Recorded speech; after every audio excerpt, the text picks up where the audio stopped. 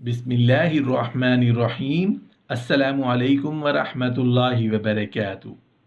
خواتین میں احتلام کے مسائل۔ کیا عورت کو بھی احتلام ہوتا ہے؟ اگر اسے احتلام ہو تو کیا کرنا چاہیے؟ اور اگر وہ احتلام کے بعد غسل نہ کرے تو اس پر کوئی گناہ ہوگا؟ بعض اوقات عورتوں کو بھی احتلام ہو جاتا ہے کیونکہ یہ بھی مردوں ہی کی طرح ہے۔ تو جیسے مردوں کو یہ صورت درپیش آ جاتی ہے، عورتوں کو بھی ہو جاتی ہے۔ مرد ہو یا عورت، اگر اسے احتلام ہو اور جاگنے پر اپنے جسم یا کپڑے پر اس کا کوئی اثر، نمی وغیرہ محسوس نہیں ہوئی تو کوئی غسل نہیں، اور اگر کوئی نشان نمی وغیرہ محسوس ہو تو غسل کرنا واجب ہے، کیونکہ سیدہ ام سلیم رضی اللہ عنہ نے سوال کیا کہ اے اللہ کے رسول، کیا عورت پر بھی غسل واجب ہے جب اسے احتلام ہو؟ آپ نے فرمایا ہاں، جب یہ نمی پائے، اگر پچھلے کئی دنوں میں ایسا ہوا ہو مگر کپڑے یا جسم پر کوئی نمی وغیرہ نہیں پائی گئی تو اس پر کچھ نہیں ہے، لیکن اگر کوئی نشان پایا گیا تو اسے چاہیے کہ غسل کرے اور یاد کرے کہ کتنی نمازیں اس حالت میں پڑھی ہیں، یا اگر رہ گئی تو ان کی قضا دے۔ ہمارے یہاں کچھ عورتیں اپنی کنگھی چوٹی کرتے ہوئے اپنے بال خوب باندھ لیتی ہیں اور غسل جنابت کے لیے اپنی مینڈیاں کھولتی نہیں، تو کیا اس طرح ان کا غسل صحیح ہو جاتا ہے؟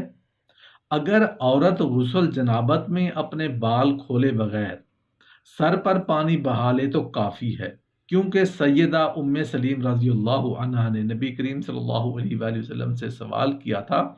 کہ اے اللہ کے رسول، میں ایسی عورت ہوں کہ اپنے سر کے بال خوب کس کے باندھتی ہوں، تو کیا غسل جنابت کے لیے انہیں کھولا کروں؟ آپ صلی اللہ علیہ وآلہ وسلم نے فرمایا تجھے اتنا ہی کافی ہے کہ اپنے سر پر 3 لب پانی ڈال لیا کر، پھر باقی جسم پر پانی بہا لے تو پاک ہو جائے گی۔ کیا جس عورت پر غسل جنابت لازم ہو اسے اپنے بال دھونا بھی لازم ہے، حتیٰ کہ پانی اس کی جلد تک پہنچ جائے؟ غسل جنابت یا دوسرے امور جن سے غسل کرنا واجب ہوتا ہے، اس میں واجب ہے کہ پانی بالوں کی جڑوں تک پہنچایا جائے، اور یہ حکم مردوں اور عورتوں دونوں کے لیے ہے، کیونکہ اللہ عز و جل کا فرمان ہے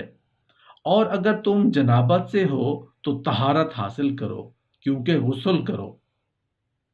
تو ظاہری اور اوپر سے بالوں کا دھو لینا کافی نہیں، بلکہ اس کی جڑوں تک پانی پہنچانا ضروری ہے، سوائے اس کے کہ بال گندھے ہوئے ہوں، مینڈیاں بنائی ہوں، تو اس صورت میں مینڈیوں کا کھولنا واجب نہیں، بلکہ واجب ہے کہ پانی تمام بالوں تک پہنچ جائے، یوں کہ اپنی مینڈیوں کو پانی کے بہاؤ کے نیچے رکھ، پھر نچوڑ لے حتیٰ کہ پانی سب بالوں تک پہنچ جائے۔ وہ کون سے امور ہیں جن سے غسل واجب ہوتا ہے؟ غسل واجب ہونے کی کئی امور ہیں، مثلا مادہ منی کا خارج ہو جانا، شہوانی جذبات کے تحت جاگتے میں ہو یا سوتے میں، ایسا ہو تو ہر حال میں غسل واجب ہو جاتا ہے، کیونکہ انسان کو بعض اوقات اپنی خبر نہیں ہوتی۔ جمع ہم بستری، جب مرد اپنی اہلیہ سے ہم بستر اور ختنہ ختنے سے داخل ہو جائے تو غسل واجب ہو جاتا ہے، کیونکہ رسول کریم صلی اللہ علیہ وآلہ وسلم نے فرمایا کہ پانی پانی سے ہے، یعنی انزال منی سے غسل واجب ہو جاتا ہے، اور فرمایا کہ جب آدمی اپنی زوجہ کی 4 شاخوں میں بیٹھے اور اس سے مشغول ہو تو غسل واجب ہو جاتا ہے، خواہ کسی کو انزال نہ بھی ہو۔ بیوی اگر ایام سے ہو اور شوہر اس سے مباشرت کر بیٹھے تو اس پر واجب ہے کہ 1 دینار یا آدھا دینار کفارہ ادا کرے۔ سیدنا ابن عباس رضی اللہ عنہ سے یہی روایت ہے، اور یہ عمدہ ہے، کیونکہ کفارہ جس طرح قسم توڑنے پر آتا ہے ایسے ہی کسی گناہ کے ارتکاب پر بھی ہوتا ہے، اور توقع کی جاتی ہے کہ اس سے گناہ کے عتاب میں کمی ہو جائے گی، اور یہ عمل توبہ کی تکمیل کا ایک حصہ بھی ہے۔ جو آدمی اپنی بیوی سے اس کے ماہانہ ایام میں ہم بستری کر بیٹھے تو اس کا کیا حکم ہے؟ ایام حیض میں میاں بیوی کا مخصوص ملاپ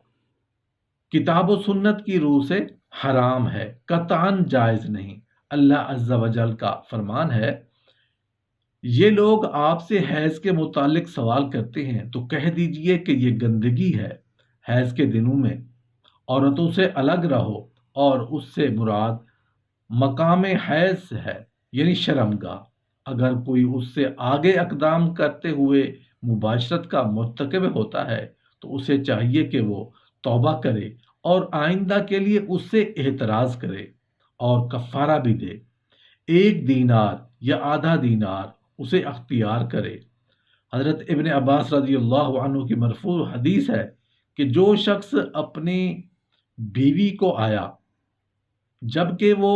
ایام سے ہو تو وہ صدقہ دے کر 1 دینار یا آدھا دینار، دینار سے مراد 1 مثقال سونا ہے، اگر یہ نہ پائے تو اس کی قیمت کی چاندی بھی کفایت کر جائے گی۔